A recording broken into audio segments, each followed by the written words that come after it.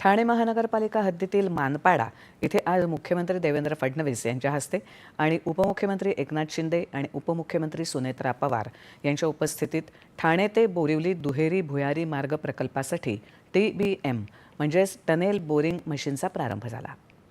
नायक आणि अर्जुन या आधुनिक टनेल बोरिंग मशीनच्या सहाय्याने या महत्त्वाकांक्षी प्रकल्पाच्या कामाला आता अधिक वेग मिळणार आहे। गेल्या वर्षभरापासून या महत्त्वाकांक्षी प्रकल्पाचं काम ठाणे आणि बोरिवलीत वेगानं सुरू आहे। दोन्ही बाजूने एकूण 4 TBM मशीन कार्यरत होणार असून यामुळे खोदकामाच्या गतीला मोठी चालना मिळणार आहे।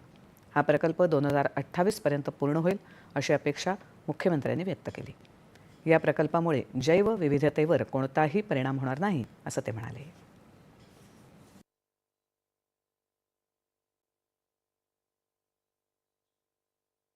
या प्रकल्पामुळे जो काही जवळपास 90 मिनिटाचा वेळ लागतो पीकला आणि कधी-कधी त्याहीपेक्षा 2-2.5 तासाचा वेळ लागतो, तो वेळ केवळ 15 मिनिटावर येणार आहे, 15 मिनिट्स। यामुळे मोठ्या प्रमाणात एकतर अंतरही आता 23 किलोमीटरचं अंतर आहे, या बोगद्यामुळे ते 12 किलोमीटरचं अंतर होईल। त्यामुळे पेट्रोलची बचत होईल, प्रदूषणात मोठ्या प्रमाणात घट होईल आणि एक प्रकारे सस्टेनेबल अशा प्रकारचा कॉरिडॉर यातनं सुरू होणार आहे।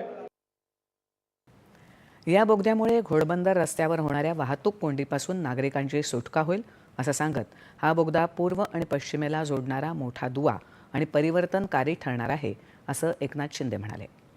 ठाणे ते बोरिवली दुहेरी बोगदा हा देशातील सर्वात लांब शहरी रस्ता बोगदा ठरणार आहे।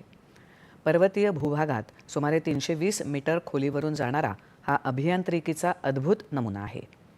विशेष म्हणजे मध्यवर्ती वायुविजन शाफ्ट शिवाय उभारला जाणारा हा भारतातला सर्वात लांब बोगदा आहे। या प्रकल्पामुळे ठाणे ते बोरिवली दरम्यानचा प्रवास अधिक जलद, सुरक्षित आणि सुलभ होणार आहे। सर्वसामान्य नागरिकांच्या वेळेची आणि इंधनाची देखील बचत होणार आहे असं सुनेत्रा पवार यांनी यावेळी बोलताना सांगितलं। मुंबईत मेट्रो मार्गिका 2B च्या